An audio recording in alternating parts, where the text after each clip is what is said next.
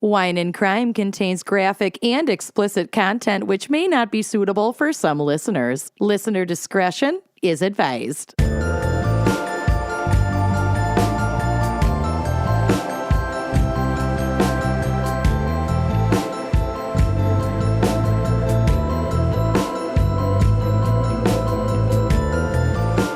Are listening to Wine and Crime, the podcast where three friends chug wine, chat true crime, and unleash their worst Minnesotan accents. You darn tootin'. Sure and also, I am so out of it that I had to think about the number of friends. Just then. It changes day to day. Three friends? I literally, if anyone noticed a micro pause, it's because I'm so hot because I forgot to turn on the AC on my third floor and it is 1 billion degrees. And I'm drowning in friends under boob sweat that even Lumi can barely tackle. But it does. But it does with a plum. Anyway. With a plum. I'm fine. I'm mentally fine and I'm Kenyan. No, she's not. I'm Lucy. Once again, I'm okay, even though I got stung in the face by bees, but that's fine now. And I'm Amanda.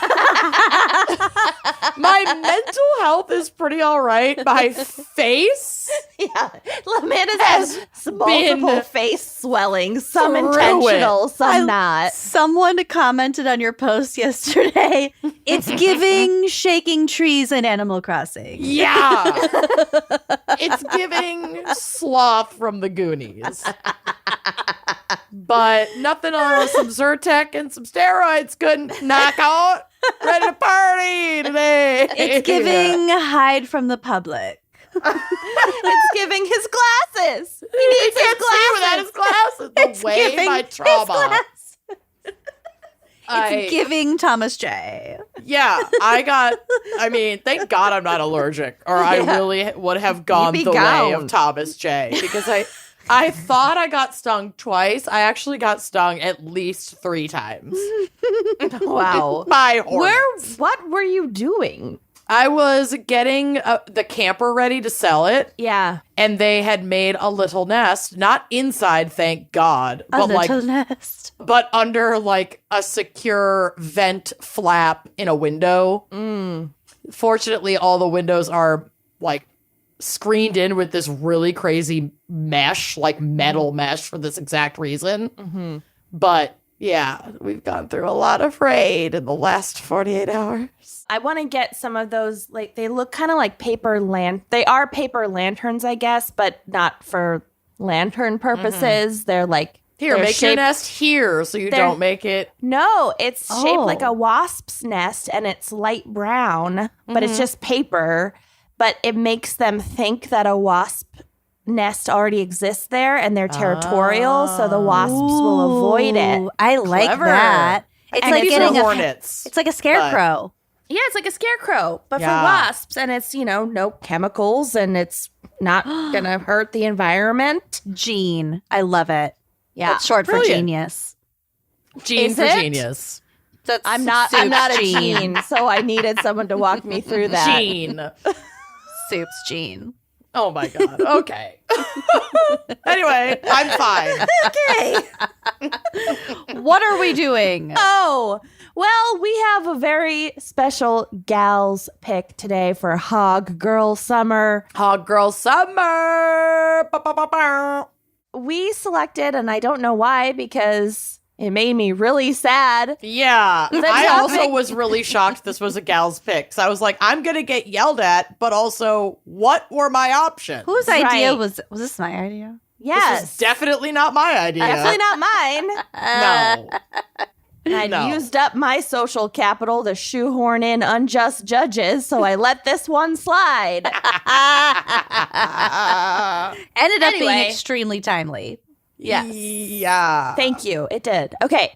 We selected, somehow, the topic of bad babysitters. So yeah, just just know what's coming, okay? Which is great Just for calm the fuck down and know, audience. a new mom whose baby may or may not be starting daycare for the first time in 1 month. Oh, well, She'll be my great. case doesn't have anything to do with daycare. Daycare has so many more regulations than babysitting. Yeah, we'll get This to is not it. the same animal. All right. Okay. It's Not fine. at all. Well, let's just liquor up to get through it. So, Great. Amanda, what's our wine crime pairing for Bad Babysitters? Well, if you're liquoring up at home, congratulations. I am taking too much Zyrtec to include alcohol in my regimen today. But I did hit my 1E because I'm not doing this episode sober. It's not happening. But I do have a recommended pairing today, and it is a fucking perfect.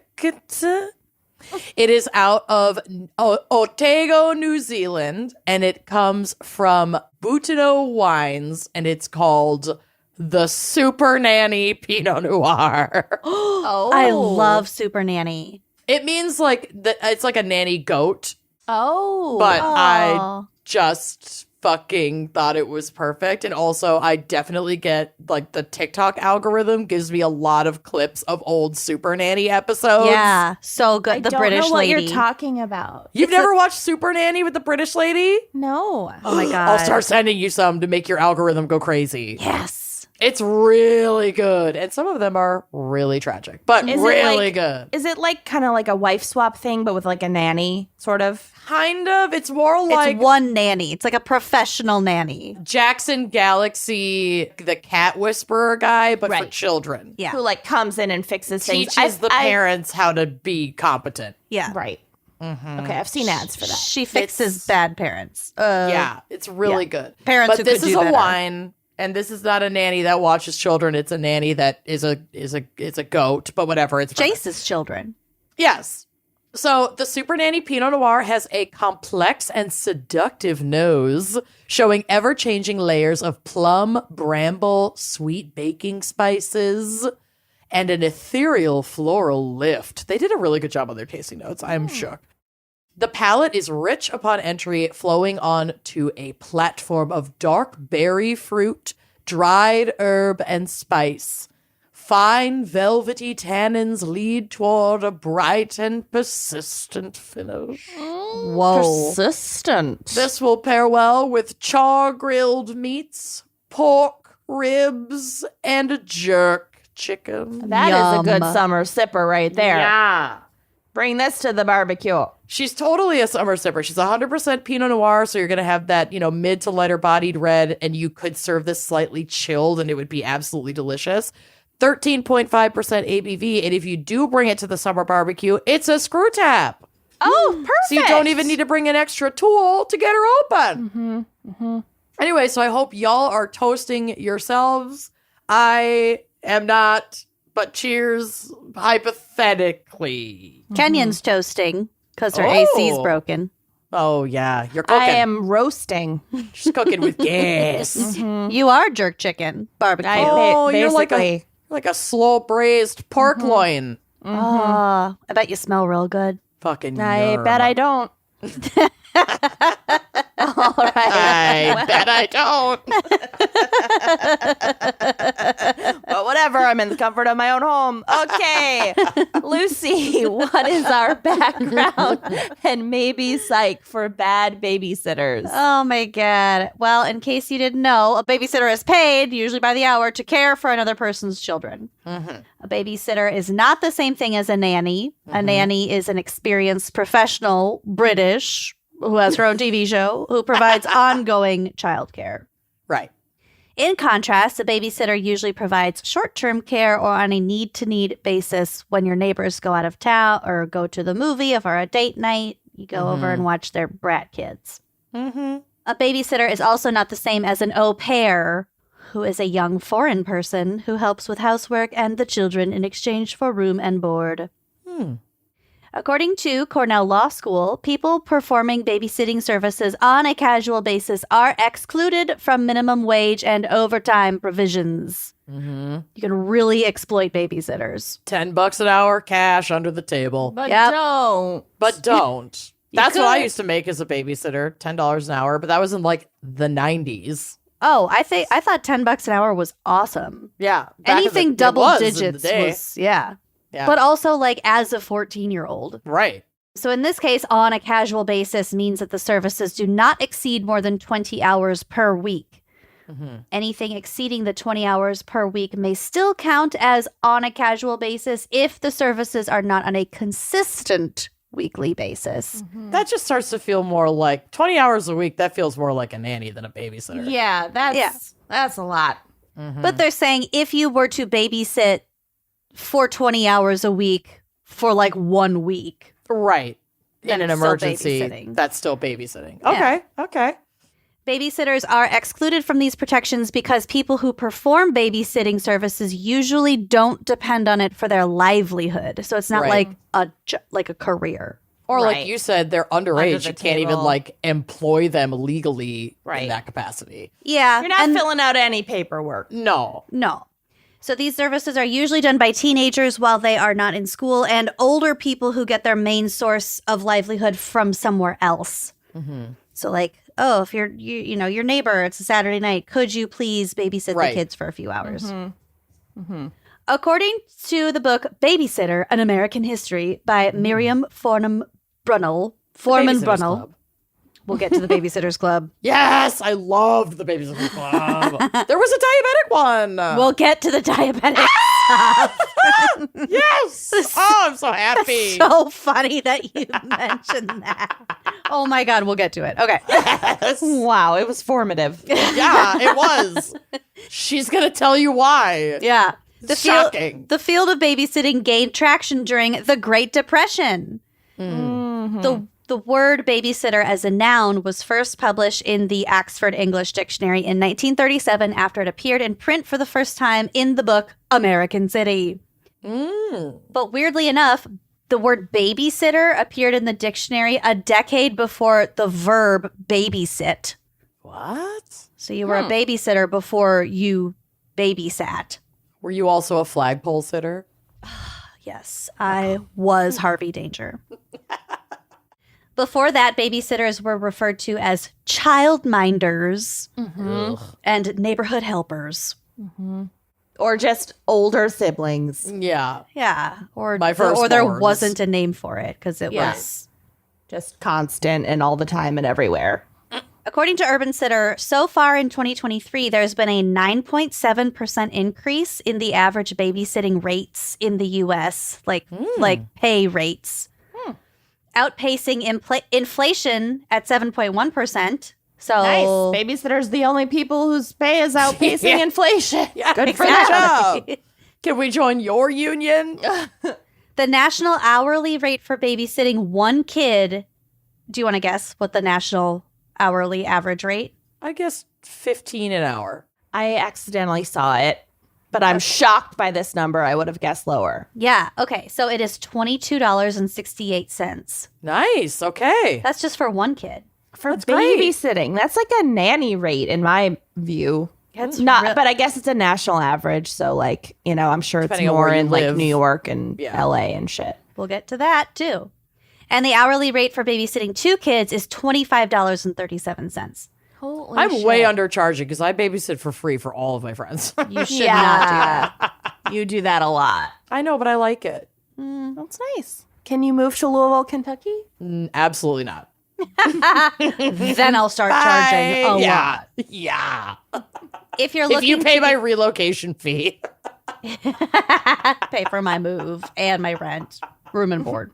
You're an au pair. I'll be your au pair. Oh, God. Zach would Love it. He he'd would love it. He would love it. Love it. He would He would love it. fucking love it. Next. If you're looking to become a babysitter, like we said, you should consider babysitting in San Francisco specifically, where the hourly rate for one kid is $25.24 and the hourly rate for two kids is $28.31. Damn. It definitely makes like going out to dinner Yeah. Way more expensive. way more expensive. Yeah. If I had kids and I had to pay that to get a night off, I would just never leave my house. It's cheaper to have another kid so that the older one can babysit the younger one for free. Yeah, and that's none of that Eventually. is to say that babysitters shouldn't be paid that much, because they absolutely should. I just can't afford that. that I used to do as a babysitter Yeah. when I was 12 It's a lot. is insane. I used to babysit very special needs kid who wasn't much younger than me, an 8-year-old and an infant at the same time. There was an 8-year-old there? Yeah. Wow, I don't remember that kid. At least the 8-year-old could help. He was a sweetheart, and I did it. It worked out. I babysat for that family for years and years, and then actually they went to a family reunion in Ireland, actually over my 18th birthday, and they hired me to I forgot about that. help them with their kids while they took this international trip. So I turned 18 in Ireland. Oh, that's right. and was paid to do it. But anyway, it was just Totally a forgot lot about of that. fucking work for a tween and then teenager. I will never forget that I was there with you that one day that you were babysitting, and the is this little poop girl incident? shit her diaper, and it was the most rancid thing. And Kenyon threw up in the toilet while she was holding the baby. There's a photo. I just took a picture. Andrea, I didn't help. We're gonna have to find that photo for you for a Throwback Thursday. took And a now picture. I Oh, did. yeah. You're a She didn't lift a monster. finger. No, I wasn't getting paid. Yeah. That's fucking fair. Yeah. Lucy would come over to hang out, but we would stipulate because it was I'm not sharing my babysitting money, and then you don't have to do any of the work. And Right. it was okay, come hang out. Yeah. It was really fun. That's a good arrangement. Yeah. I'm realizing now as a mom that that poop that shocked us and stayed with us for that's 2 nothing. decades was just Totally a normal. run-of-the-mill normal poop. Well, it Just was a poop. bright green. Yeah. There was something really unnatural about it. That's just whatever formula It's baby that kid food or was whatever. on. Yeah. That was a normal-ass poop for that kid. Oh, God. All right. Okay. Well, Anyway, Anyway, so San Francisco is the most expensive in the U.S. The least expensive major city for a sitter is Phoenix, Arizona, where the hourly rate is $17.61 for one and $20.01 for 2 kids. you just hire a cactus to hang out near your baby. yeah. The cactus charges $17.61. You're good. You just put the baby in the shade surrounded by rocks so a snake can't get at it. Right. Yeah. Okay, so you know how we were shocked by how high these were. So in 2012, so how old were we in 2012? That was 11 years ago. Early 20s. Yeah, mid-20s. Mid-20s. So this was still after we were babysitting. Sure. The highest was New York City with an hourly rate of $15.50, and St. Louis had the lowest hourly at $9.50. So When we I- were pretty average at $10. That was pretty good Yeah. for Minnesota 2002. in the 90s, 2000s. Yeah, for sure. In 2012, I was nannying, I think, that year, and I was nannying 2 kids. And I think I was getting in outside of New York City, and I was getting paid $26 an hour. And I remember it was Damn. golden handcuffs. It was I can't quit, even though I am fucking miserable. They were Because- awful. no one is offering more than Because this. I could never, I would make so much less even at a temp agency. Yeah. You know, I was stuck. Yeah. Yeah. So many factors come into play when deciding how much a babysitter should be paid, such as location, job responsibilities, skills and experience, transportation, and other expenses. So, Kenyon, like you were saying, you babysat the child with special needs. Yeah. I'm sure they paid you more. They were so good to me because I had a good thing with good rapport with their kids and and their kid had special needs and liked me. So it was good. So a babysitter's primary job is to take care of the kid. Still, sometimes will raise their pay if they want their babysitter to help the kid with homework or help out with laundry, cleaning, dishes, cooking a meal, stuff like that. Yeah, and I didn't have to do any of that stuff, which was nice looking back on it. They might pay less if the kid is just put to bed early, like right after the parents leave, and all the babysitter has to really do is watch Lizzie McGuire on the couch until the parents get home, which is what my favorite babysitting jobs were. Yeah, Those but were that's always risky good. because whenever you get too comfortable and you think that's what your night is going to be, that kid is going to be up 12 fucking times. That wasn't my experience. That actually, those kids, it was a young boy and the girl was like a couple years older. And the girl fell asleep every night to Dr. Laura on her little radio next to her bed. And I thought it was the cutest thing. That's cute. She could not sleep without Dr. Laura. So adorable. I know. That's really Didn't cute. Dr. Laura just recently pass away? That was Dr. Ruth.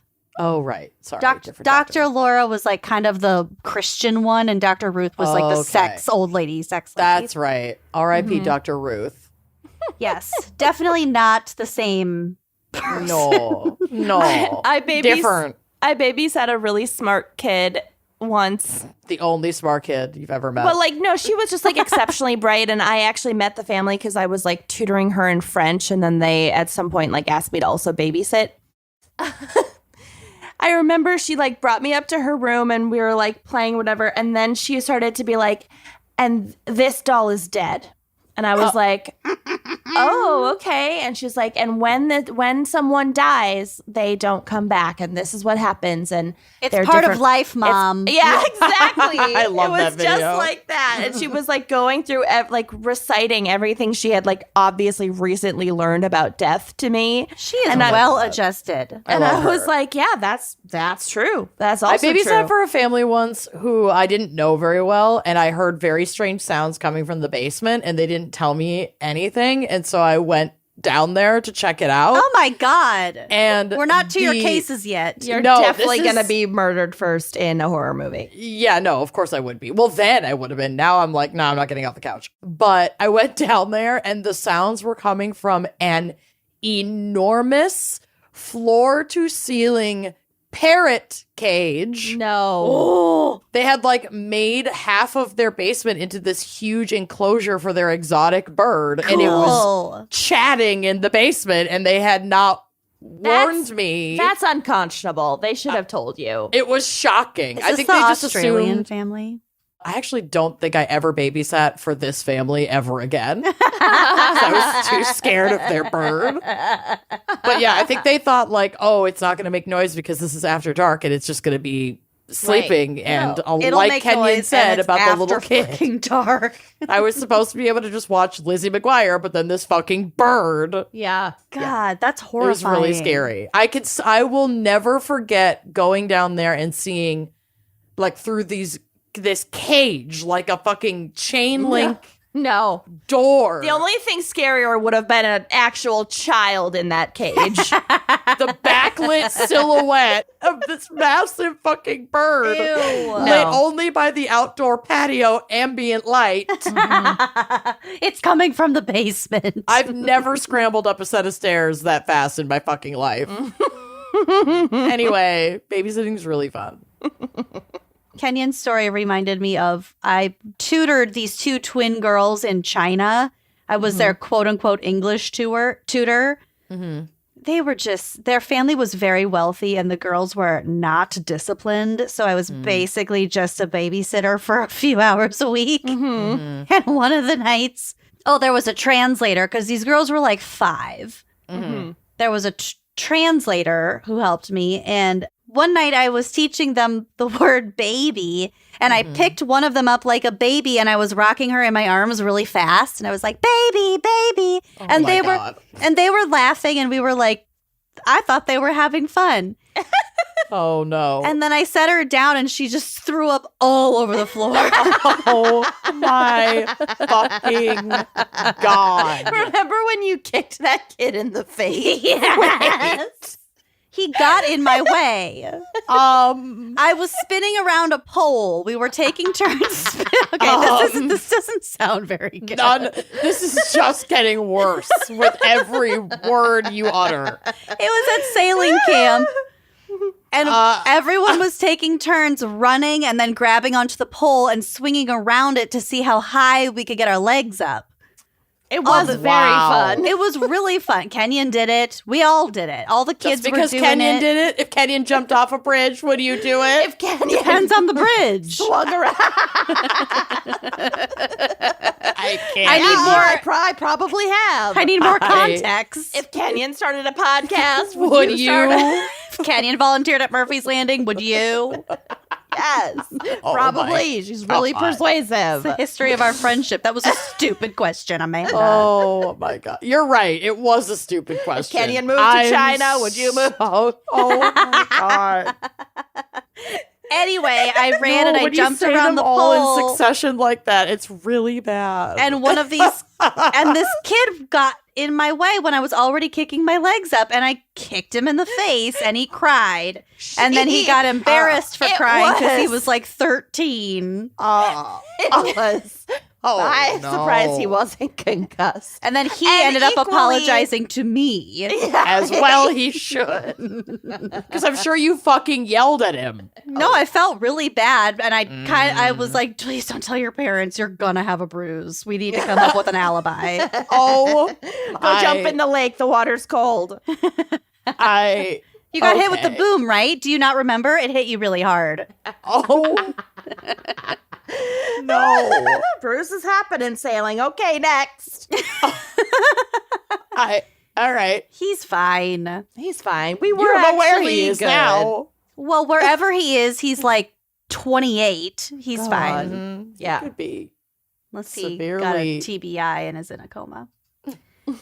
Okay, Lizzie McGuire. Not your problem. Okay, experienced babysitters will also often charge more than a high school sitter. Sometimes babysitters will have been babysitting for a few years or have, Kenyon, listen up, specialized certifications Yes. such as babysitting basics certification from the American Red Cross, because Kenyon jumped off that bridge and her mom made me jump off that bridge too. Yeah, my mom forced us to go take those classes at like some community center in like deep Chanhassen. Yeah. Deep Chan. It was like Chaska. It was like borderline Chaska. We had to go like a lot. It bowels was like of 5 Chaska. weeks long. It was Ugh. really awful. It was like worse than driver's ed.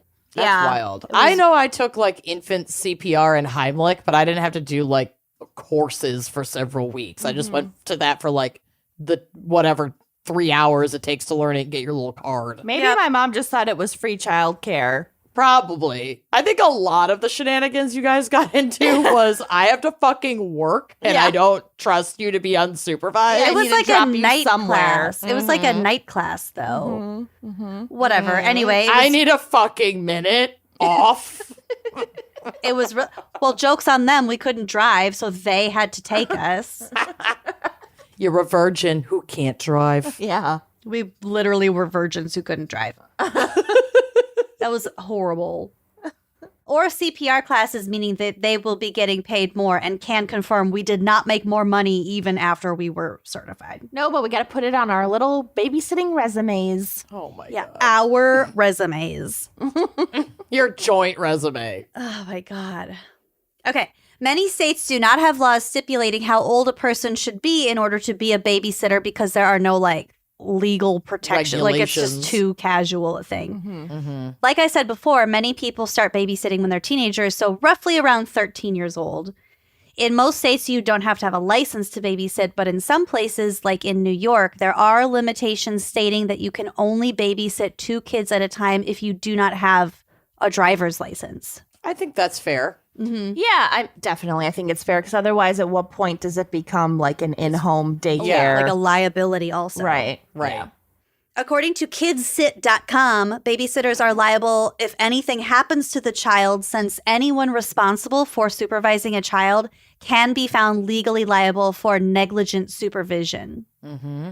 A parent also has the right to sue you as a babysitter, though it is slightly more difficult but not impossible for them to do so if you're a minor. It's kind of wild that it still exists, to be honest. Babysitting? Yeah. Yeah. It's really old-timey. Just like given like how litigious and Right. The United like States is uptight we've become as a society, and like kids can't even like walk to the park by themselves. Well, right. And we're still letting 13-year-olds fucking watch babies. Like, Yeah. it's crazy. Mhm. And our Western society is like not community driven at all. Right. And this is like such a community driven practice. Like, I have a friend who has like a, 12-year-old or 13-year-old girl in her neighborhood who wants to come over and like babysit her baby who's under a year.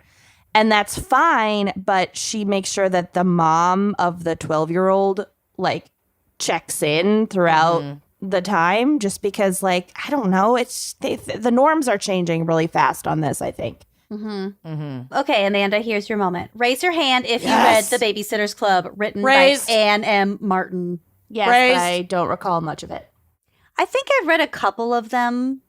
I read definitely like, didn't read the whole all series. of them and saw the movies. They were so Oh, Good. the movie was good. mhm. My mom took me to go see the movie, and she cried the entire time. And I was Yeah. so embarrassed.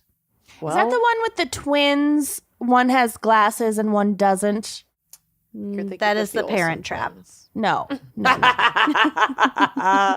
I don't I'll know. Google it. Okay. The Babysitters Club, there's like a scene where they're like in the cemetery and it's raining and they get all freaked out. Mm-hmm. That's It's also in Then, Now and Then. Maybe I'm thinking of Now and I Then. think you are thinking of Now and Then. I don't think there's a cemetery scene in the Babysitters Club movie. Well, my mom definitely cried through the Babysitters Club, but also those two movies are really fucking similar, and I get them confused. If you're not a Babysitters Club fan, I could see how you would think they're similar, but they're actually very different.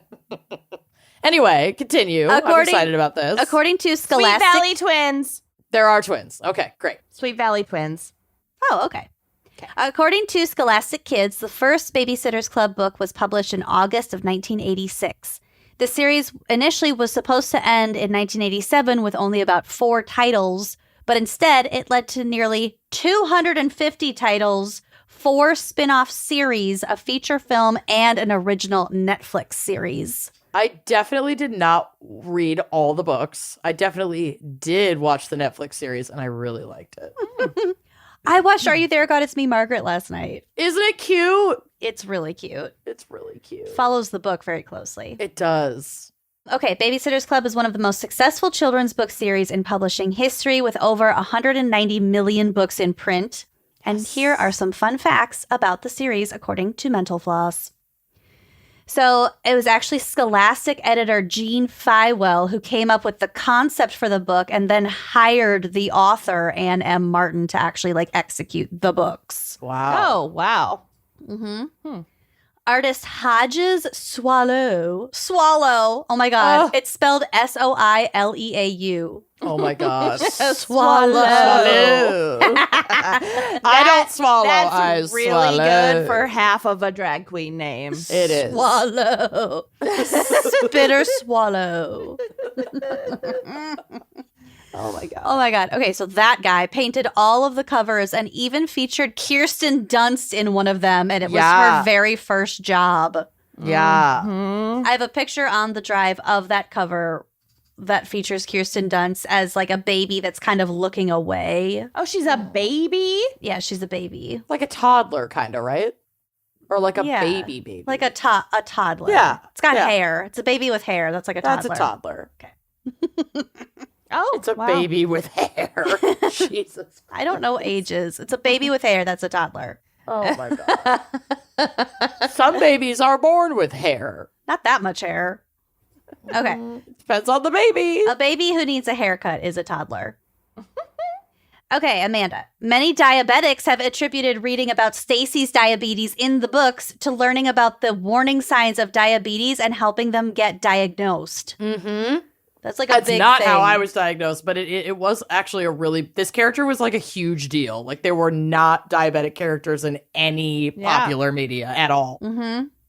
She's your hero. She's your North Star. And there's That's why you became diabetic. She gave you diabetes. this was my path.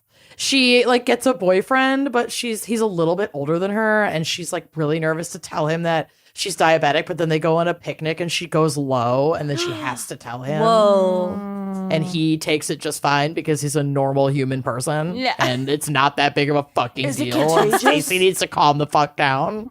Anyway. We need to take our relationship slowly.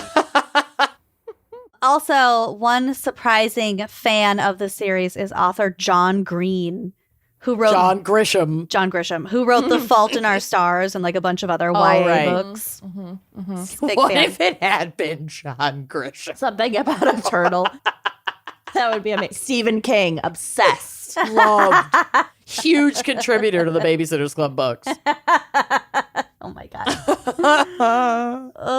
Okay. Marilyn Robinson, big fan. Huge fan. Okay. Niche. I love it. Popular culture is obsessed with babysitter tropes and often portrays them in some kind of danger, either in urban legends or horror films like Scream. The call is coming from inside the house. I used to nanny my aunt and uncle's kids over the summer, and they would go out for dinner or whatever, and the kids would have already been put to bed, and they would try and call me and like scare me like that, and I'd be like, no, bring home pizza. No, bring me back pizza. I want my pizza back. Bring me some pizza back, pizza back. Sonia loves that song. Oh, when duh. I sing I it want my to her. baby back. Corey found footage of the a cappella group that sang Yeah. that song. So And he good. watches it like on the reg. It's a fucking bop. I'll send it to Kenyon so you can show Sonia. And they are so committed. yeah. They give it 310%. There's like an extended version, It's amazing. editor's cut. They had rehearsals. Oh, Yeah. they were in the studio. It was like a whole big thing. I'll send it to Sonia. Okay. Does They've she have a gone phone yet? platinum. What's Sonia's number? They've gone barbecue. Multi-barbecue. Yum. One of the most common urban legends is the one with the babysitter and the man upstairs or downstairs. And the dog licking the hand, that whole thing.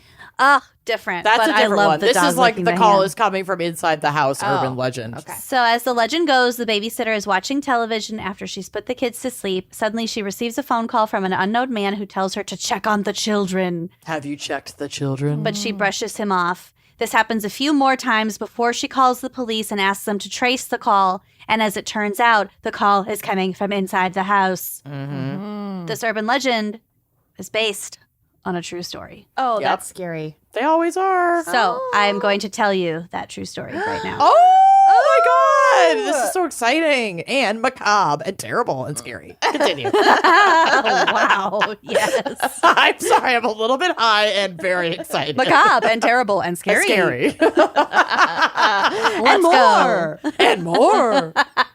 And barbecue. Yum. I'm so hungry. On March 18th, 1950, Janet, I'm going to go with Jeanette because I like that word better. Oh my god. Janet, it's probably Janet. Christman, there's a photo of her on the drive. Also, she's fucking 13 years old in this photo. Get out Everyone of looked 45. Wow. here. Yeah. It's the hair, I'm telling you. She's Yeah. got some tig old bitties, too. Oh my god, she she's is a victim. dead child. All right. Well, she looks 45. Okay. Okay. She agreed to babysit for family friends Ed and Ann Romack, who lived in a remote part of Columbia, Missouri. The 13-year-old was only 3 days away from her 14th birthday and was an 8th grader at the local junior high. She sang in the choir and played the piano. The oldest of three, she was mature for her age, making her the ideal babysitter. Janet was supposed to attend a party with friends that night, but she had recently purchased a burgundy pantsuit on a payment plan that she wanted to wear for Easter, and she wanted to pay that off herself to save her parents the expense. I love her so much. Yeah, she's like, I'm just gonna live my life. I need this Pay I off my need these Prada pantsuit. jellies, but I'm an independent woman. I'm gonna make my own money. She's very Buy it responsible. myself. Yeah. So that's why she opted to babysit that night instead of going to that party with her friends. Wow. I've done that. Always. I did a lot of babysitting on New Year's Eve as a kid because You it were was lame. good money. You're Thanks. a fucking loser. I wasn't invited to any parties anyway. I wasn't When you invited got to. nobody to kiss, you may as well babies. You were never invited over to Blilly Blord's basement. Oh Lazy. god. Not after a You certain didn't- point. Not after I bullied you out of that friendship. I did you a favor, honestly. Oh, my God. Okay, that night, she arrived around 7:30 p.m. at the Romax house. The Romax were going out with their friends for a game night, which was something they hadn't done in a while, so they were really looking forward to it. They were Bunko night. pretty much. They're planning on, like, going out, having some fun, being out kind of late. Anne told Janet that their son Gregory was already asleep, score Lizzie McGuire, so she should have a pretty quiet evening ahead of her. Oh, that was the best when that happened. So rare. So precious. I ordered you a pizza. It should be here in 20 minutes. Bye. Oh, I want to go back to that exact moment. We have of my cable. childhood. We have cable. Nickelodeon's on channel 38. Have fun. Okay. Allegedly, Ed even showed her how to use the shotgun. Huh? Just in case It was the anything 50s. happened. This seems In Missouri. really... Well, it was rural Missouri. Okay. Yeah. It seems unnecessary, but also something my dad might have done. Well, this is also like in cold blood level rural Missouri in the 50s. I think that was in Kansas. I guess, but yeah. it's not I like... know, but Maybe I know, they but, didn't like- have a telephone, and if something, Right. you know... They or- had a telephone, babe. Oh, right. But also, the whole this point is of this just- story. It's what you do. It just, well, he kept the shotgun by the front door. So also being a dad, maybe it's like, if it's going to be here out in the open anyway, I might as well show her how to use it because it would be less dangerous if she knew how to Right. use it than, I guess. You Don't keep your shotguns by the door, but The front door. Yeah. it was the 50s, whatever. Different times, different place. So they instructed her before they left that if anyone knocked on the door, Just shoot him. turn on the porch light and make sure it was someone that she knew before she opened the door. Smart. Yes. Good. Around 10 p.m., the Romax called home to check in on Janet, but she didn't answer. Ugh. At 10:35, a call came into the Boone County Sheriff's Department. On the other end of the line, the sheriff could hear a young woman screaming and begging for help before the line went dead. Oh my God. Unfortunately, the call was too short to be traced. So the Romax returned home around 1 a.m. Real late night. Yeah. What? Oh, because they didn't know about this sheriff's call. Okay. No, and the sheriff didn't know where it was coming from. Right. Okay. So they're like, wow, that was the weird. Romax finished their evening because she Yeah. was dead anyway. They didn't know. Greg's probably fine. Oh God. Okay, the Romax returned home around 1 a.m. The porch lights were on, and they saw a sawhorse next to the window, like an exterior window. Oh no! So to someone help boost climbed them up up on it? Mhm. They also noticed that the door was unlocked, and when they walked in, they found Janet's body in the living room in a pool of her own blood. Oh no! She had been raped and had multiple injuries, including a head wound, facial punctures, and scratches. Oh my God! There was blood like all over. Like there was a fight. Yeah. Oh, this poor And little Gregory just slept through peanut. it. Well, thankfully, Gregory was safe and still asleep upstairs. Oh, thank God! But I mean, Janet- this is so fucking awful. Janet also had a cord for an iron wrapped around her neck. Oh my God! What a fucking... Oh, my God. A few feet away from her was the phone, indicating that she had tried calling for help. Oh, So this is presumably that heartbreaking. was the phone call that the police got. Mm-hmm. Detectives noted a ton of defensive wounds as well as blood smears and fingerprints all over the kitchen and living room. Also, you have to think about, like, how the phones were back then in 1950. That's a rotary dial phone. Yeah, And I don't think 911 as a number existed. So Probably she had not. to She had to call know. the It's like police station. it's like the town sheriff's number. Right. It's like Yeah. 23 or something. or it's some- probably a full number you would just dial to get to the sheriff's department on a rotary phone. Back then, the numbers were like sometimes three only numbers 4 long. digits. I suppose, but still, ugh, Still, no. I mean, it's still a rotary phone. Even if it is 3 numbers, it's still It's slow not as easy fuck. to dial. Ah! We had a rotary phone growing up, and it was so annoying. Yeah. You'd have to wait for it to go all the way back. There was for no each T9. number. Mhm. Oh God.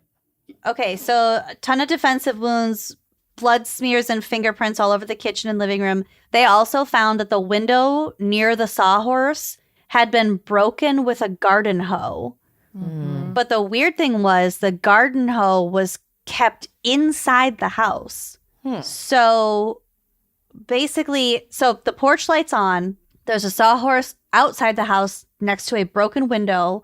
The garden hoe is outside of the house. The window had been broken with the garden hoe, but the garden hoe had come from inside the house. So had he gone in and he'd been kind of lying in wait and maybe coming and going? Well, they think that because the door was unlocked and the porch light was on, that it was someone she knew.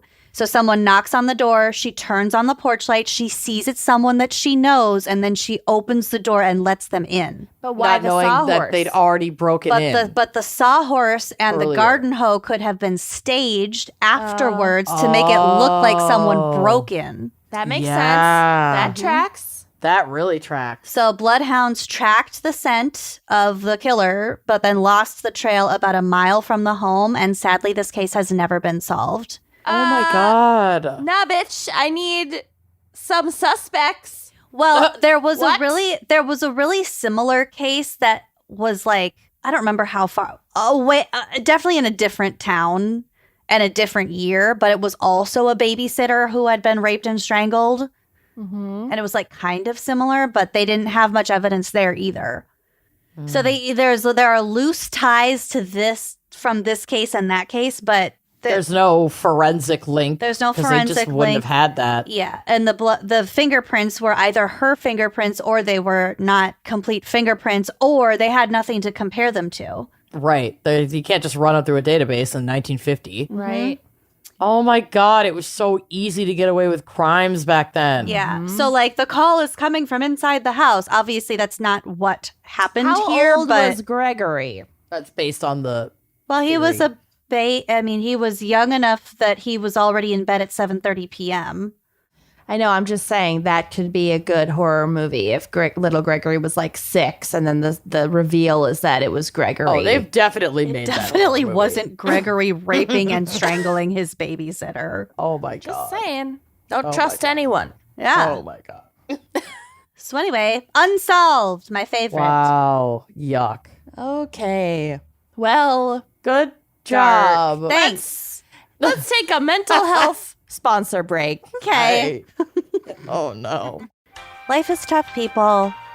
Get a helmet and also get therapy. But also, if you think seeing a therapist or a psychiatrist would be helpful, but you don't have the time to actually find one, meet with them, I don't know, pay them. There are so many obstacles that are like totally reasonable, but you should check out Talkspace. By doing everything online, Talkspace has made getting the help you want easy, accessible, and affordable. When you've met your therapy goals, or if you simply just want to cancel, Talkspace has a simple cancellation process and will work with you to get a prorated refund for any unused time if it's applicable. So they got your back, baby. If only there were good ways in the real world to like find and then break up with someone the way that Talkspace has provided for us. It's so amazing. And honestly, I just got to ask the big question, why wait?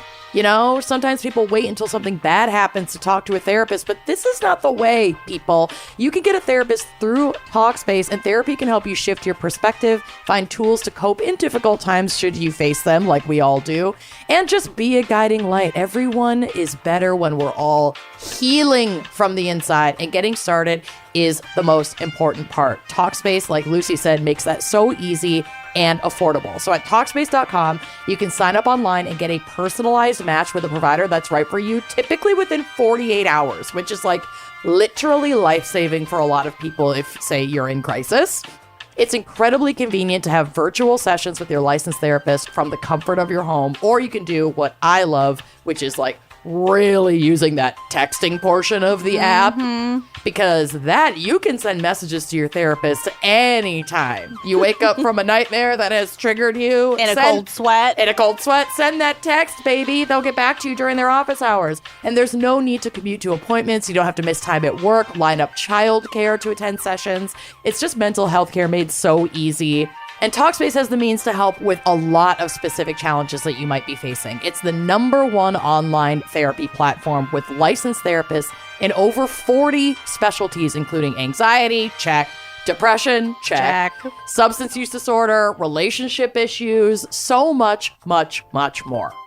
As a listener of this podcast, you'll get $80 off your first month with Talkspace when you go to Talkspace.com/gals. To match with a licensed therapist today, go to Talkspace.com/gals to get $80 off your first month and show your support for this show. That's Talkspace.com/gals and treat your brain. Treat it. All right. Well, as stated previously, my baby is about to start daycare, so mentally I couldn't handle anything too dark or too recent. So She's fine.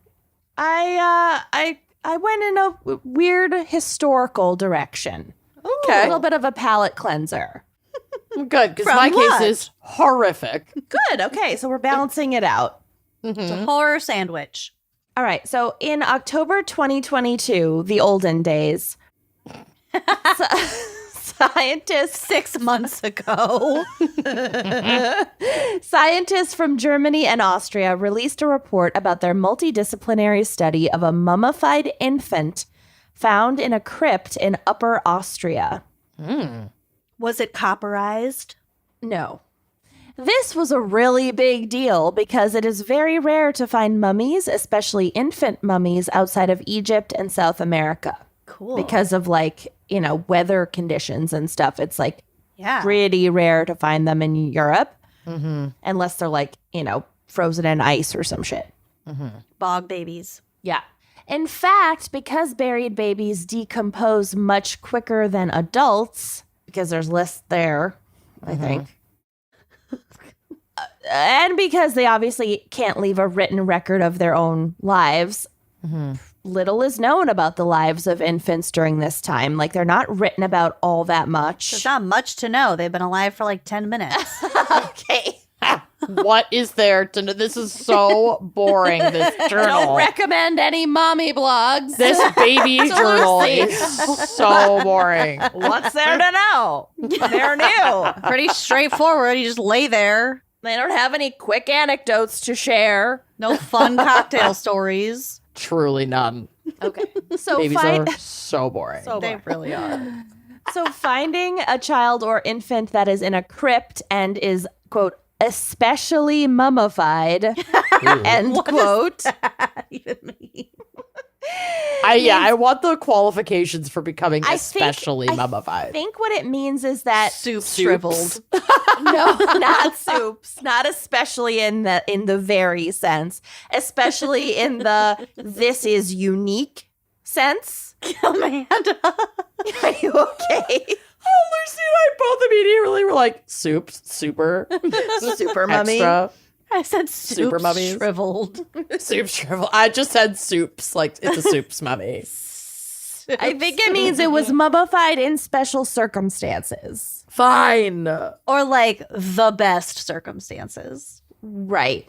Give scientists a not often seen look into what life was like for kids in ancient times, or rather, in this case, in the 17th century. So, early modern times. Early modernity. Yes.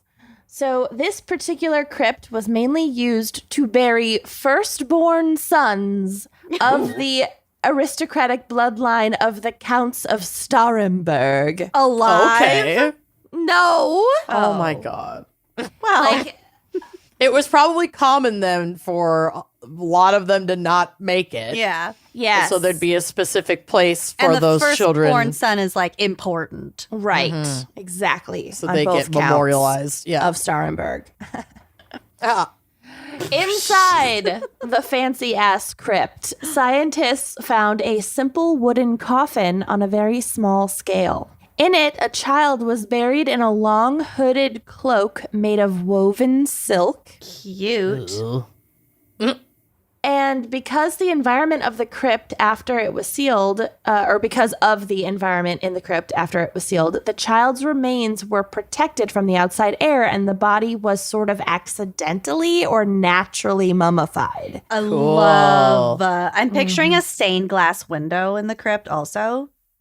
Possibly. I don't have pictures of the crypt. I don't have pictures. That's what it was. Okay. I have pictures of the mummy. Yes. Don't comment on the name yet.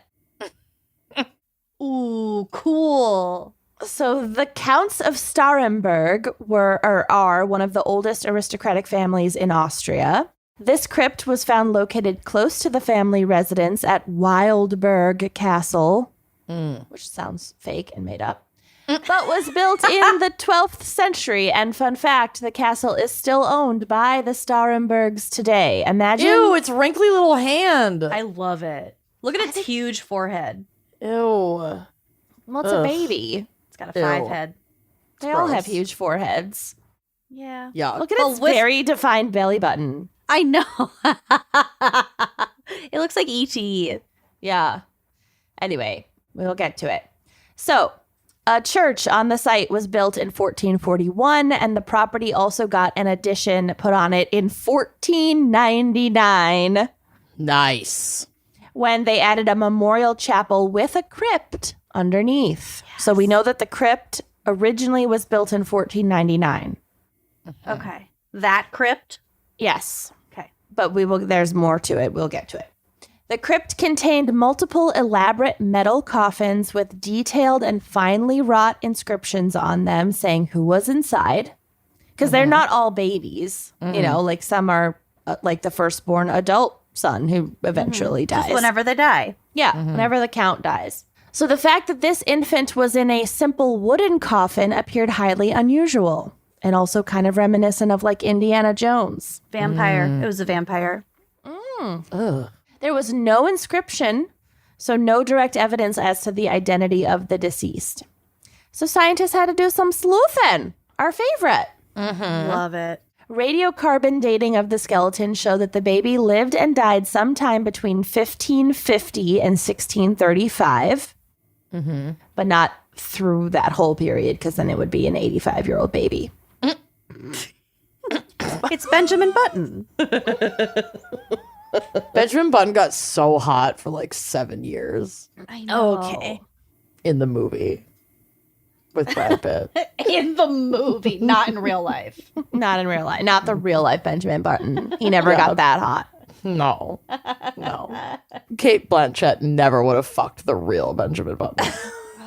So gross. The whole storyline is actually really gross. I fucking hate it. That was bad. And it was like when they first were like, we can do CGI teeth. It was No, just not. you can't. No, you can't. You cannot. It's like the intro to Titanic. If you look now, they all Oh, look like God. Lego people walking around.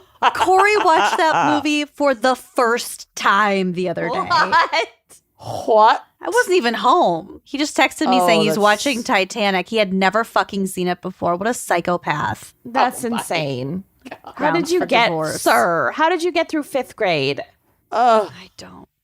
All right. Okay. Tell me you never had a 5th grade girlfriend without telling me you never had a Right? 5th grade girlfriend. His mom probably didn't let him watch it because they're fairly conservative. Yeah, or they were there's one like of a- those families where they took away the second VHS tape.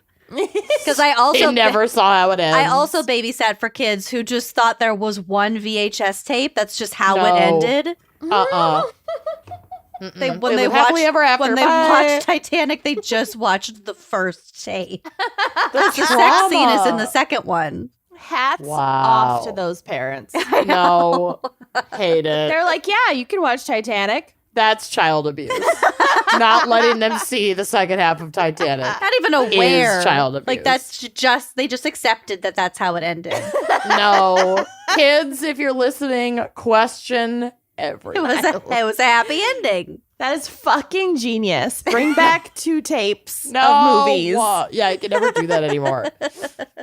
Okay, so scientists were able to narrow down the date a bit further because historians knew that the crypt was renovated in the year 1600, and the mummy's placement within the space indicated that it was put in the crypt after those renovations. So it had to have been We're narrowed between down. 1600 and 1635, basically. Okay. We're getting there. Then it was a matter of looking at public records, like birth records, if any exist, but they didn't really have like birth certificates. But it's an aristocratic baby, so there might have been like an announcement of some Like kind. a big old dusty book somewhere. Right, right.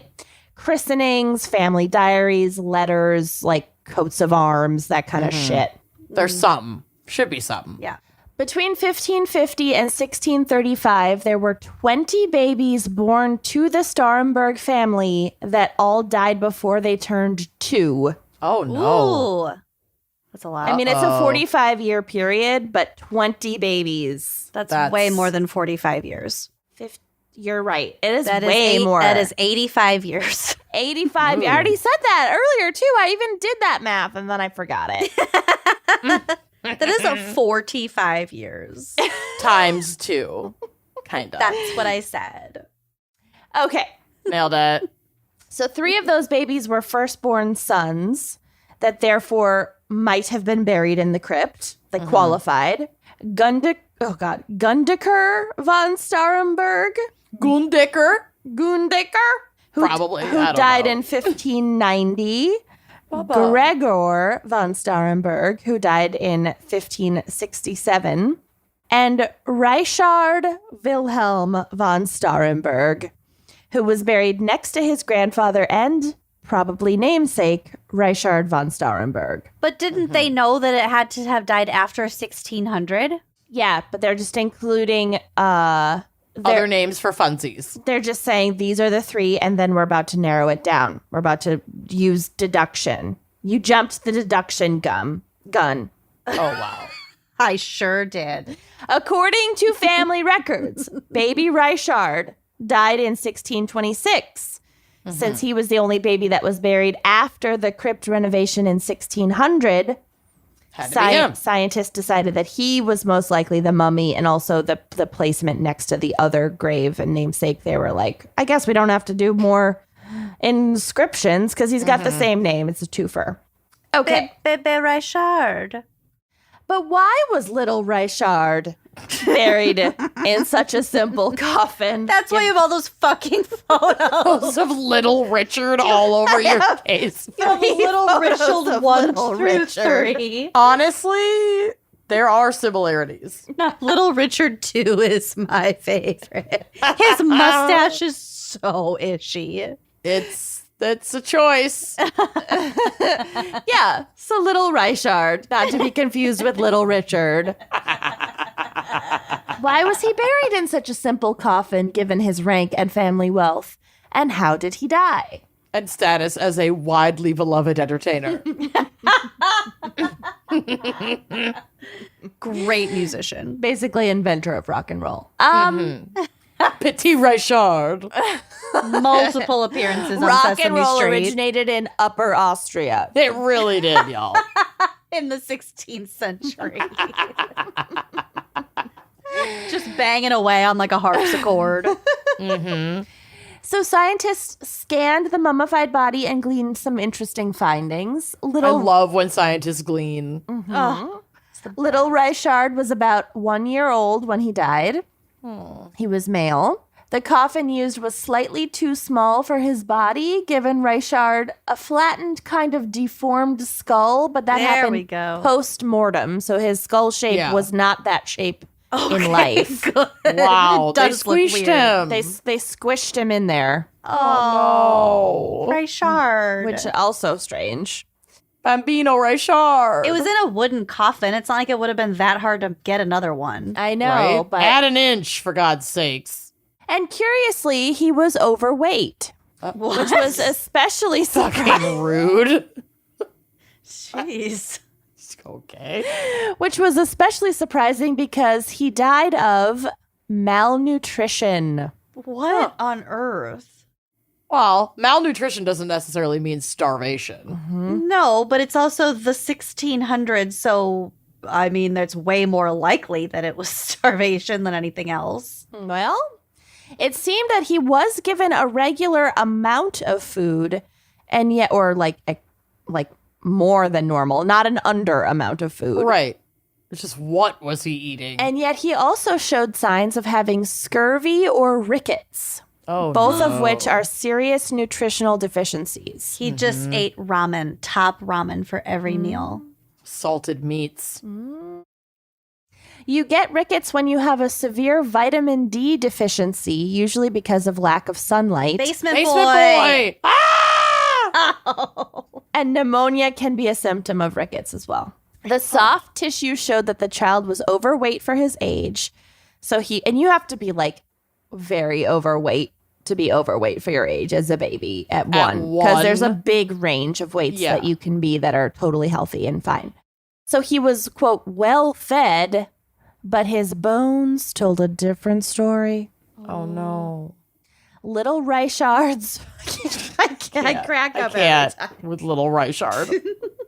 I cannot. Little Richard's ribs Jesus had become malformed in a pattern called rachitic rosary, which again is usually seen in rickets or scurvy. Maybe that's where the name rickets comes from. I'm speculating wildly in this moment. What does that look like? I'm Googling it. Rachitic. Yeah, rachitic rosary. Tell us what it looks like and upload a photo to the drive because I didn't.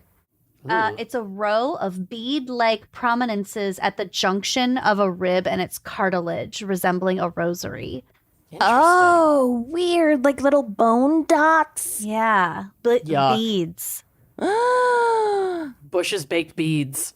Oh, we only eat beads in this house. In this house, But- we eat beans. Okay, but normally people, I think, with rickets have bowed legs, or like their legs can bow because there's like their bones can't properly support the weight above them, I believe. But scientists believe that little Richard did not walk or crawl, and so that is why his bones were not yet bowed because he wasn't placing any weight on them.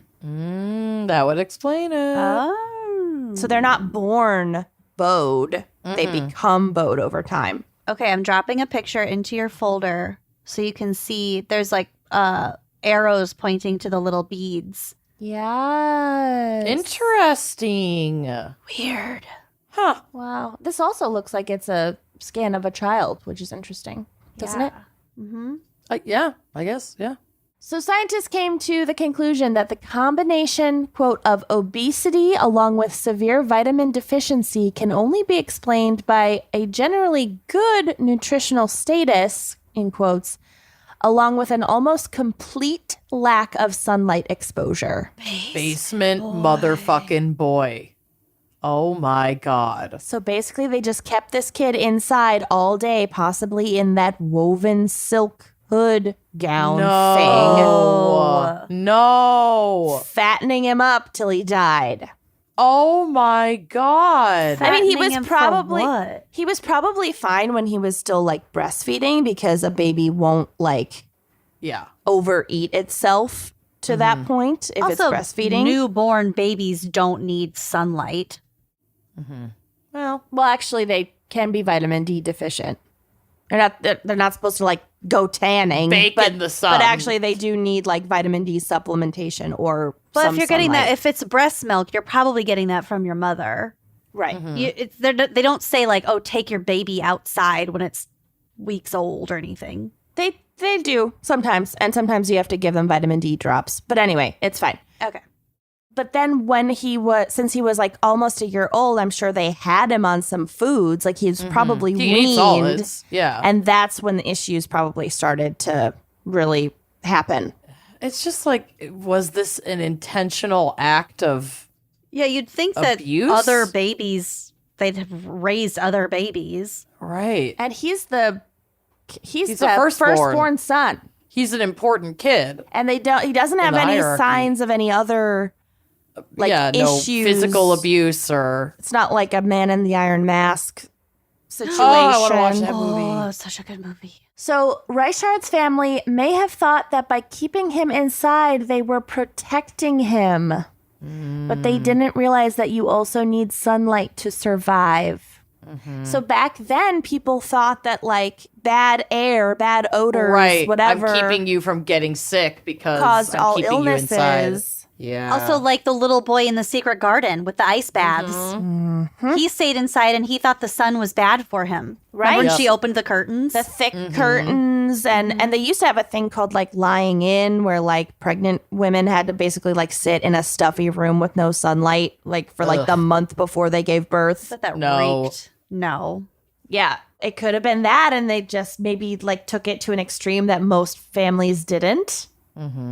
Like maybe he was a sickly newborn and then they got nervous and then they just didn't want to risk it. This poor kid had a terrible little life.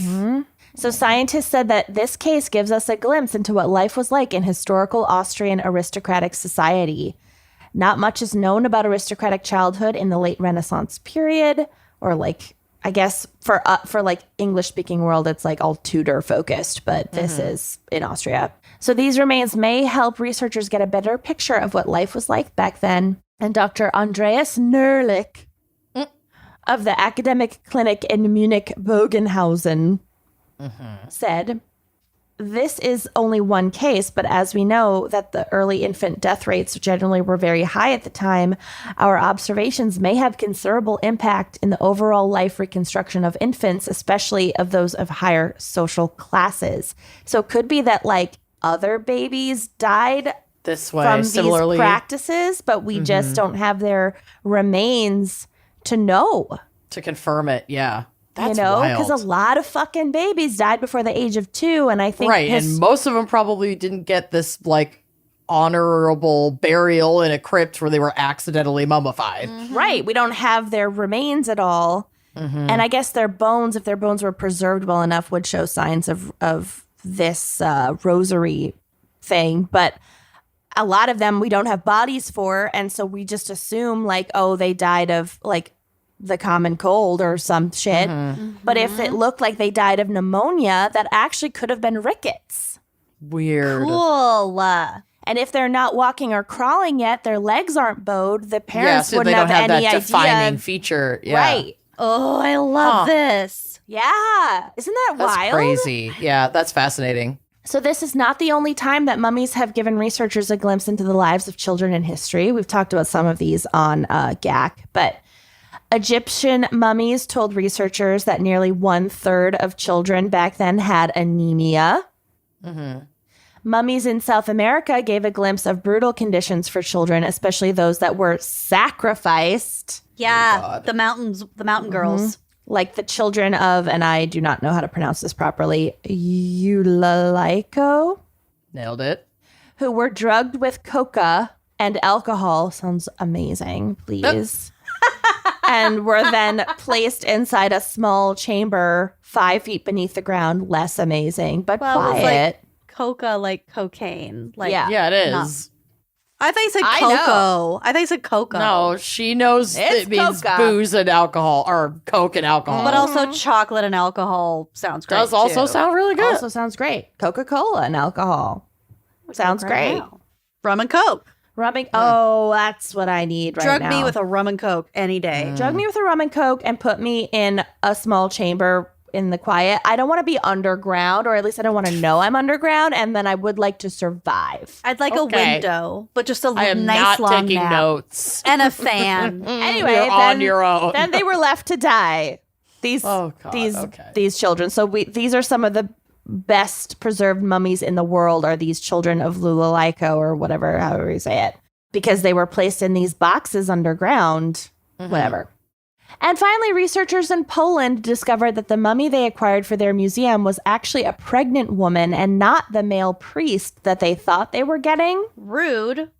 And this is going to be a huge step towards finding out what pregnancy was like in ancient times, because they have a mummy with a fetus. That's wild. A mummy fetus. Do you think the fetus is as mummified because it's inside a mummy? I don't know. I don't I'd know hope enough how so. mummies work. But yeah, I it need seems the like it is, answers. because the archaeologists are fucking amped. Pumped. That's so Yeah. cool. Mm-hmm. Might I ask where babysitting comes into play? in this They were story. very bad babysitters. Yeah, they weren't feeding him. I'm sure the actual parents weren't taking care of this kid all the time. They're counts and countesses. Okay, This all right. fits. It fits. There were I'm just making people it connect. watching this kid, and they didn't let him get sunlight, or and they fed him too much. He had gout, basically. Sure. Yeah. Wow. Yeah. Little Richard. Little Do Richard. they know what his diet was? It like cake, meats?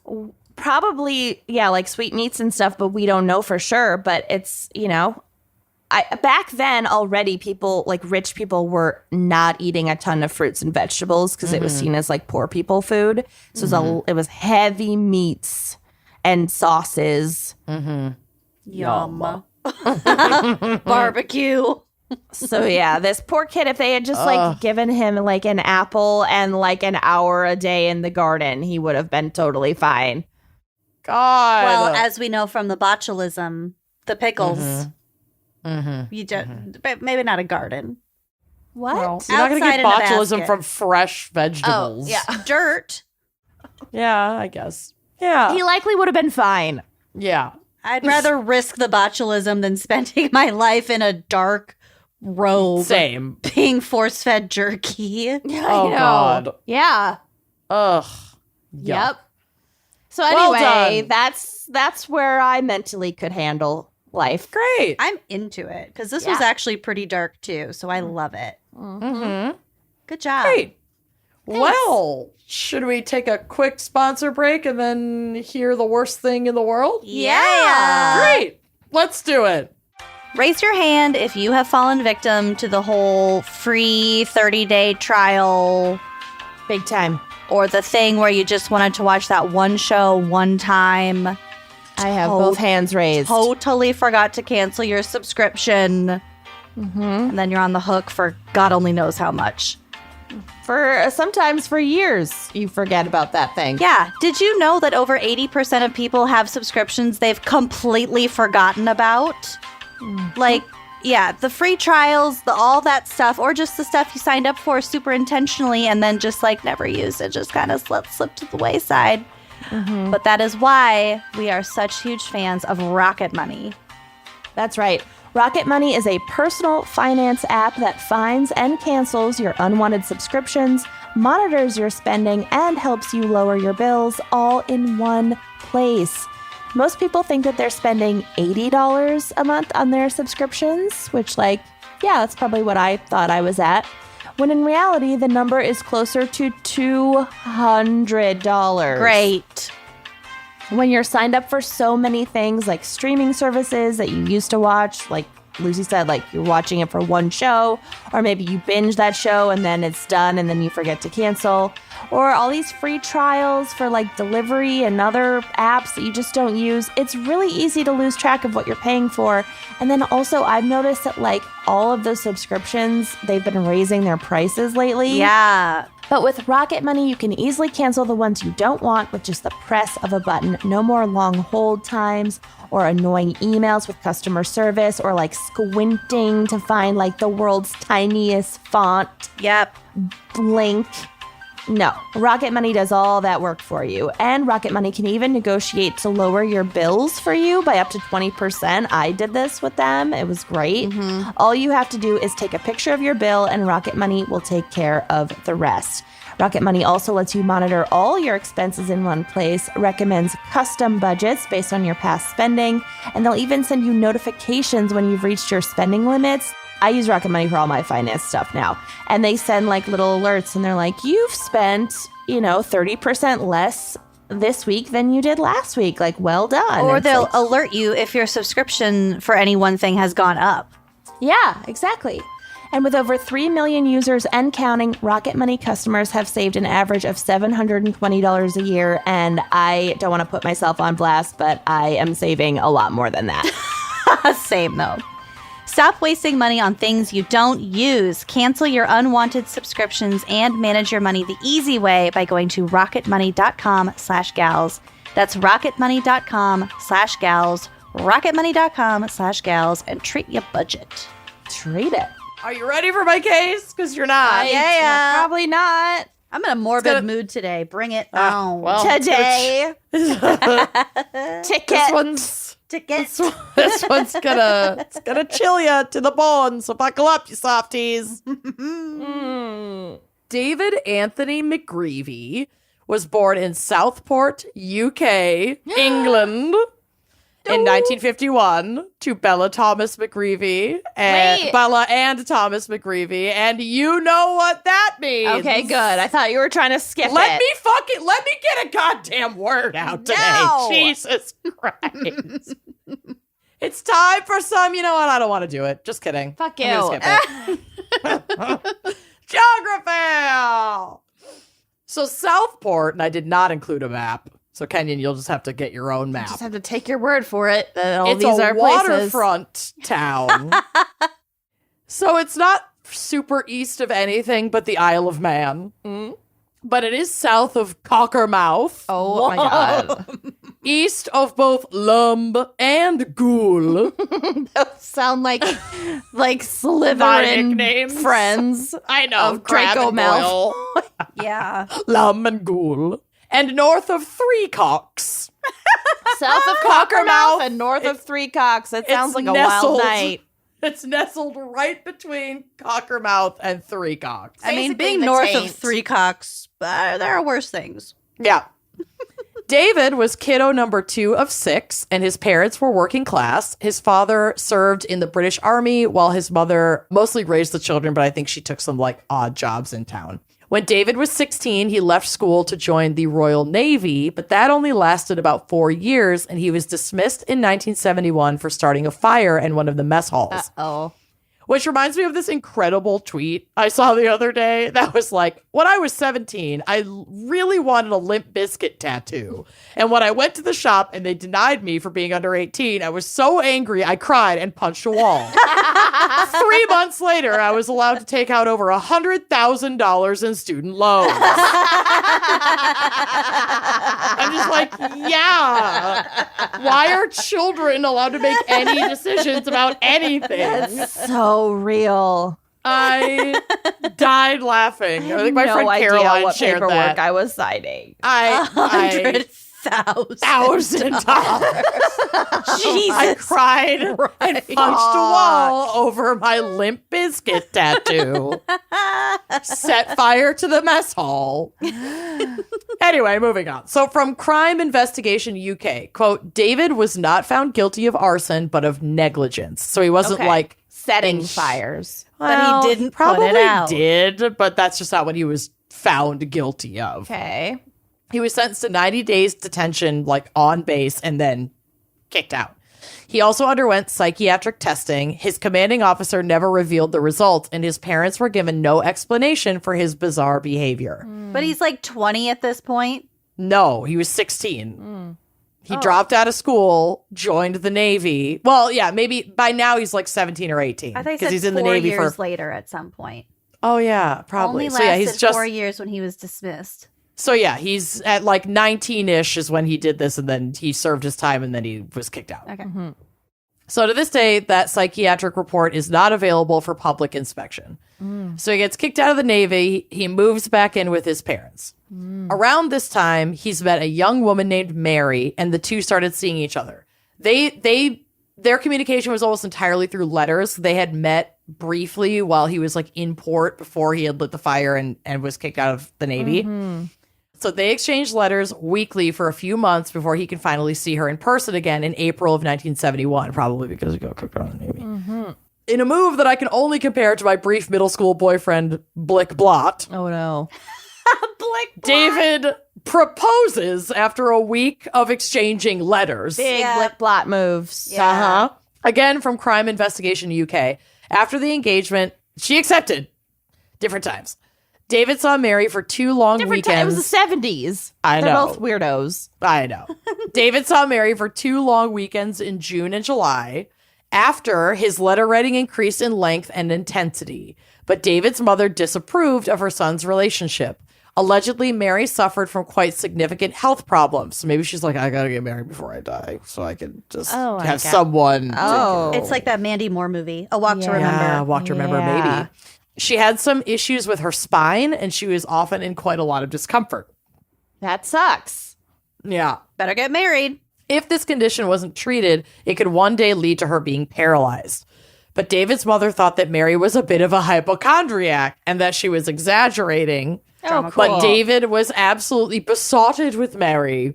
So his mother's words went unheeded. Everything about this is a red flag. Of course it is. Between his heavy drinking and his obsession with his new fiance, his parents literally could not with his bullshit. Yeah. Because he's moved back into the house. He's obsessed with this girl named Mary that they're like, what the fuck? He's hammered all day. They're just like, He got kicked out of the Navy. They won't tell us why. For Right. lighting the cafeteria on fire. Basically. He is going on and on, planning an elaborate over-the-top wedding that nobody can afford, and everyone, even Mary, is fed up. Uh-huh. So criminologist Dr. Elizabeth Yardley wrote, quote, Mary would have settled for something less. She would have settled for a registry office ceremony, but David was quite determined that they were going to have this big church wedding, and I think it all became quite real at this point. At the Glensheen mansion. At the Glensheen. This young man who wants to marry her, who's obsessed with having this big wedding, and she actually called it off on New Year's Eve of 1971. So they broke up. Her. She was like, I think you're more into having this wedding than to Being my husband. Right. I want to get married. right. And like, your prospects aren't great as a husband. You're an alcoholic living at home with mom and dad who got kicked out of the Navy, and you don't have a job. Yeah. So She came to her senses. Good for her. Good job. Good for her. So after getting dumped, he becomes even more insufferable to live with. So his parents kick him out in January of 1972. And he moves in with his married friends, Clive and Elsie Ralph. Poor Elsie. Hi, I'm Clive Ralph. I'm a real person. He is a real person, and it's Not very good. sad. Oh, I'm sorry. Clive and Elsie have two young kiddos at the time that David moves in. Paul, when he moved in, was 4, and little Dawn was 9 months. Oh. Dawn, like the morning sunrise. They were very young when they Clive and Elsie were very young when they got together. They got married when Dawn discovered she was pregnant with their son Paul at only 16 years old. Whoa. But they were making it work. They were quite happy together, living in their humble little flat on Gillam Street in Worcester. And Dawn would soon announce the arrival of their third child, Samantha Jane, who was born in September of 1972. So just not a couple months, but a few months into David living there, they had a third baby. So not letting him just crash for free with a third baby on the way, David went to work at a local factory and paid the Ralphs £6 a week to stay there, as well as providing some cooking and cleaning to support the household. So he wasn't an au pair, Right. but he wasn't he wasn't like a full child roommate. minding, but he was He was trying to helping. pull his weight. Okay. After baby Samantha was born, Clive upped his work hours and Elsie took a part-time job bartending to pay the bills and support the family. David was always willing to babysit while the parents worked. And there was a lot of love and trust in the household, and David had become an integral part of their family, and they were all really close. Yeah. He allegedly loved the children like they were family and even stepped into a fatherly role to them, and the Rouse felt blessed to have him in the home to help. Oh, God. Okay. But everything changed on Friday, April 13th, 1973, which on kind of a spoopy note, we recently recorded the Pillars of the Community episode, and I covered Candy Montgomery, and that was also a Friday the 13th case. I don't usually do that. Yeah. Ooh. It's true. It's very weird. Anyway, that night, David was watching the children while Clive and Elsie, Clive was ending his workday, and Elsie was about to start her workday. So the oldest son was old enough for brief periods of them not being home at that point, and he would just keep an eye out until someone could just run out and then come back. He's So- 4. Not at this point. Now he was he's 5. 5. 6 or 7 almost at this point. Oh, okay. Because now it's 1973. He Okay. moved in 1971. Okay. So David had been was slated to watch the kids that night. David was known to be a drinker. He also was known to have a violent temper when he was drunk. That day, he had gone to a nearby pub with a friend where he drank 5 to 7 imperial pints, which are typically 20 ounces compared to the United States standard 16 ounce Oh. pint. So they're big fucking beers.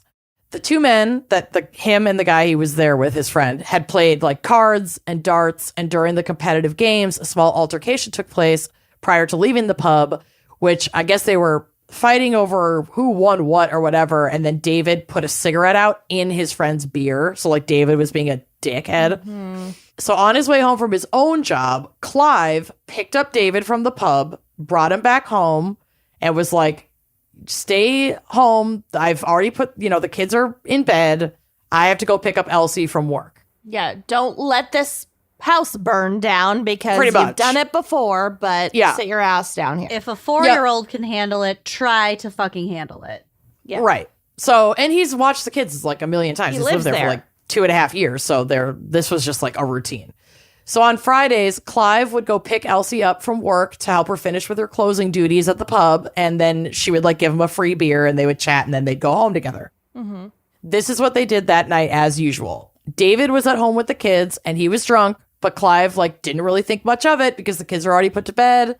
They figured we just need a warm body that could dial a phone, like, until my wife and I get home. Mm-hmm. God, but when they arrived home, however, their apartment was surrounded by police and they were not allowed to enter. Ooh. Instead, they were taken to the police station and given the worst news of their lives. Oh, my God. Oh, my God.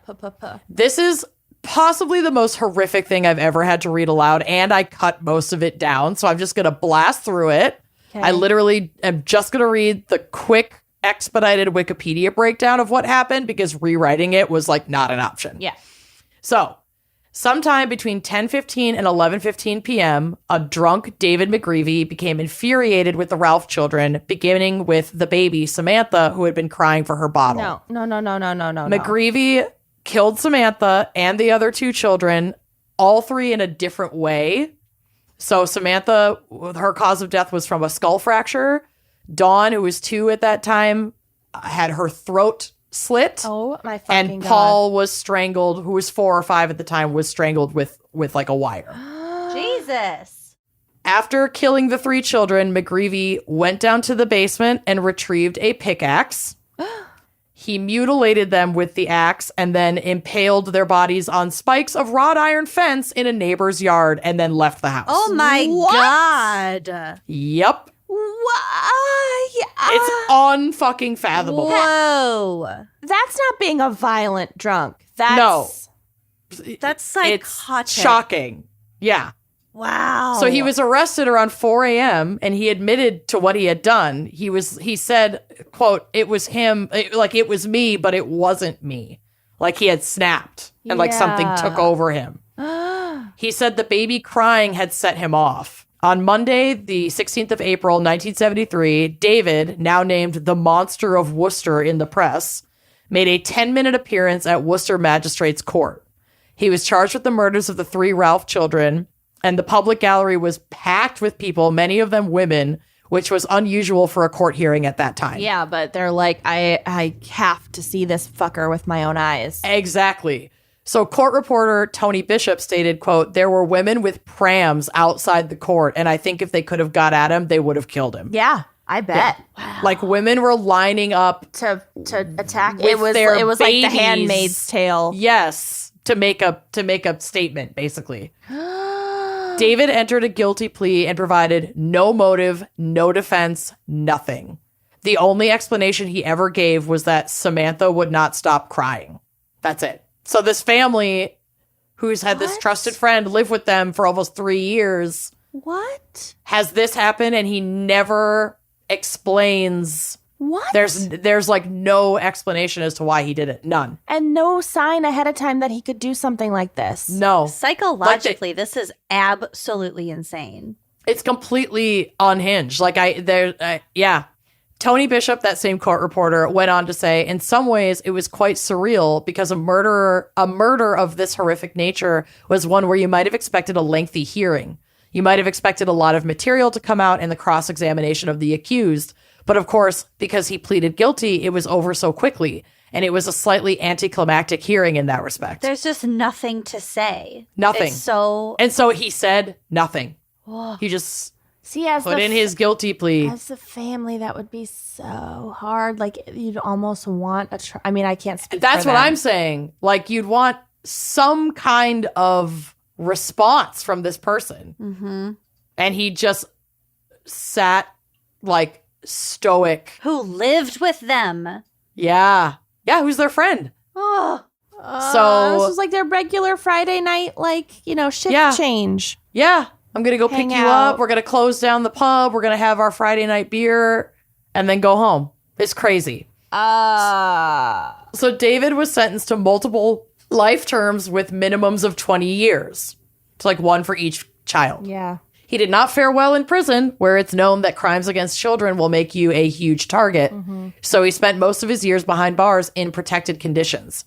He was reported to have successfully adjusted to these conditions, accepted rehabilitation, and started engaging in activities like painting. Blah, I blah, blah. don't love how you're continuing the story There's more. because it means that there's now more and Not with kids. that's There just is more. Okay.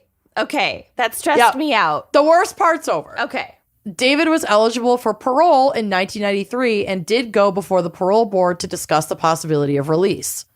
At this hearing, his team presented a psychological evaluation that indicated he had changed considerably since 1973 and that he had taken full responsibility for what he had done. A psychologist identified a number of factors that made it less likely he would reoffend, including his, quote, improved self-control and the fact that Mr. McGreevy has learned to remain calm in stressful situations. Yeah, but you're not- Self-control. You're not testing him around children and alcohol. Nope.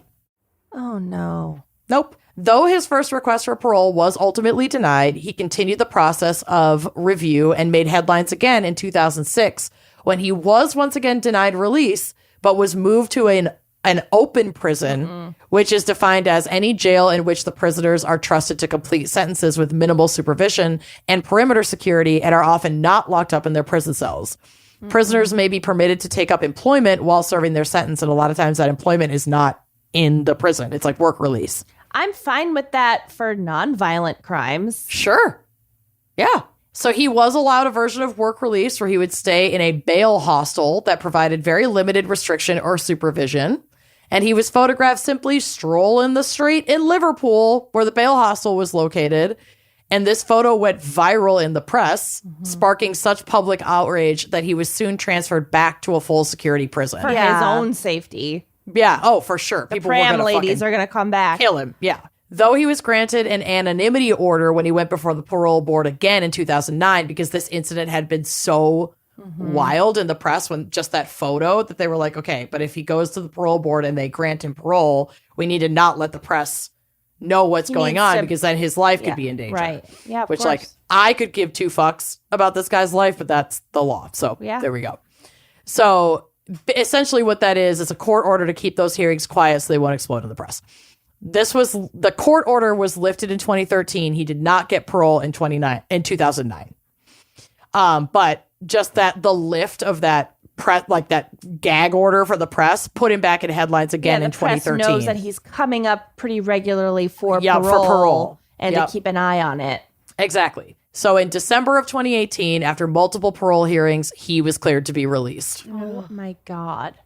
Elsie, who had since divorced from Clive and remarried but never had more children, was devastated. David had only spent 26 years in prison for his crimes. I think you read that wrong. What? You said 26? Oh, no, I meant 46. Sorry. David had only spent 46 years in prison for his crimes when she believed the minimum should have been at least 60 because the court had brought down 3 life sentences with 20-year minimums for each of her children. It should have been life. Yeah. Yeah. A life sentence should just be life. But Yeah. alas, We have to that's complicate it. I know. Yeah. It's like, just say, don't call it life if it's not life. I would sentence him to the pram brigade. I would too. So she said the fact that he would be barred from certain exclusion zones, including where she lives, quote, gives me a bit of peace of mind, but it's still not fair that he has been released after what he has done. Put her children I know. On a neighbor's fence. Like, honestly, thank God someone else saw that and called the police. I can't even imagine as a parent coming home to a scene anything like that. Right. Yeah, thank God But, they didn't like, actually see it. They didn't see it. Thank God. That's like the only tiny Imagine bit. being the neighbor who saw it. I wouldn't want to be anyone who saw that, but the worst possible case of someone stumbling upon that would be the parents of those children. It's horrific no matter how you fucking package it, but like the tiniest bit of relief I can fucking Muster. grasp at Yeah. is that the parents never had to see their children that way. They didn't see them, I don't think, until after, Or maybe not.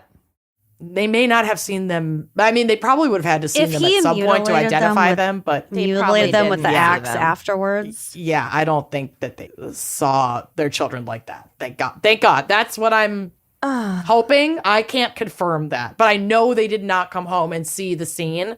Everything was already blocked off, and this is not there are no graphic photos or anything on my in the drive for the blog, but like there is a crime scene photo, and it was like immediately that area was covered with a tent so that nobody would see it. So I'm assuming they came home to like either the tent was already being put up or there was already such a perimeter around the building. They weren't allowed anywhere close. That they weren't allowed anywhere near it. So that's like the one decent bit, I guess. So upon, all the backlash about his release, etc., the parole board made a statement that said, "We can confirm that a panel of the parole board has directed the release of David McGreevy following an oral hearing. Parole board decisions are solely focused on whether a prisoner would represent a significant risk to the public after release. The panel will have carefully looked at a whole range of evidence, including details of the original evidence and any evidence of behavior change. We do that with great care, and public safety is our number one priority." I don't necessarily know his likelihood of reoffending, and I also know that, when someone this is 2018. There's a lot of people in prison. It's also the UK. This is just something I don't think I could. They're not there to like re-sentence someone. They're just not following. just to uphold. Yeah. And if at sentencing they're given the possibility of parole, then the parole board has to hear those cases. It's like this isn't on necessarily it's not the parole board's job to keep people in prison. Right. It's their job to assess whether or not they can be released because prisons are fucking constantly fucking full. And, hopefully only make that decision with the utmost care for public safety. I feel like this was a failure at the sentencing level. It's so... He shouldn't have ever been eligible, in my opinion. It's like such a disgustingly heinous crime. Yeah, they shouldn't have put anyone on a parole board in the position to determine if this guy should come out, because how can we assess his... He snapped. He went utterly berserk out of nowhere. At 3 kids. Yeah. I want to see his warning sign. psychological file. It was I know. the 70s. Really Are we sure gnarly. he didn't trip balls and think the kids were No, there was nothing to kids? indicate that there was drug use, just alcohol. That's crazy. And alcohol is the only drug that is known to actually trigger violence in people that struggle with it. But I know, and it's but also it's just really fear. unbelievable. Yeah. That's Yeah. wild. I mean, getting hammered alone is not going to make you do this. There were obviously other factors at play psychologically for him. And that's just why I wondered if maybe he was the babies are crying, they're screaming. He thinks he's tripping balls. He thinks they're demons. yeah, I don't know. Maybe something like that, some explanation. But I feel like they would have, in the 70s, they had the capacity to do a talk screen. Right. And if that had been an element of it, especially with this case coming out in the 70s where everybody was so ready to jump on that. Right, it would have come out. On that bandwagon. Yeah, it absolutely would have been in the press if that were a factor. So I have to believe that it wasn't. But this is just one of those cases where I cannot even begin to wrap my head around how this could have possibly happened. Could have been something similar to your other Friday the 13th Candy Montgomery case where something in her past a childhood trigger absolutely split her brain. But the prosecution made a really good point in court where it was each child was killed under a different method, which indicates you would have had to stop and then choose another direction between each one. And there was the axe, and there was putting their bodies out. Yeah, right. It was an extended. It wasn't just I snapped and I killed these kids. It was a whole. This had to have taken a considerable amount of time with multiple opportunities to fucking stop. Well, still, also like the Candy Montgomery case, she whacked her with that axe 45 times. It was still but in one room with one weapon. Right. I'm just saying, and never went after the kid. I see similarities. I have a harder time drawing those comparisons beyond something snapped. That we can agree on. And you just But- go into a completely other dimension. Right. With the Candy Montgomery case, I actually kind of get that. You just keep hitting because you're like losing your goddamn mind. With this, it's like, no, you're making so many choices along the way while in that mental state. Right. That like it just goes beyond my comprehension. I'll never be able to reconcile this at all. Well, that's horrific. Yeah, but at least I connected to a babysitter. And that's my case. He's really more of a Manny because He he was lived kind of with a them and Manny. it was a regular gig, which we talked about at the top, means it's not a babysitter. But anyway, we I thought you both said understood the Manny. assignment. I did. Nanny? Manny Yeah, Nanny? a man nanny and a A Manny. man nanny, a manny. Okay. Okay, well, fuck. I need to go hug my child. And I need a cigarette. Wow. You know something's really not going well when Lucy says she needs a cigarette. God. Good God. Okay, thanks. Goodbye. Thanks for listening to Wine and Crime. Our cover art is by Kala Yip, music by Phil Young and Corey Wendell, editing by Jonathan Camp. Check out our website and blog at wineandcrimepodcast.com. You can also follow us on Facebook, Twitter, and Instagram at Wine and Crime Pod. If you have questions, answers, or recommendations to share, email us at wineandcrimepodcast@gmail.com. Episodes are available on Apple Podcasts, Google Play, basically wherever you get your favorite podcasts. And if you like the show, please rate, review, and subscribe on Apple Podcasts. It is the best way to spread the word. If you'd like to show your support, visit our Patreon page to keep this podcast and the wine flowing. Cheers!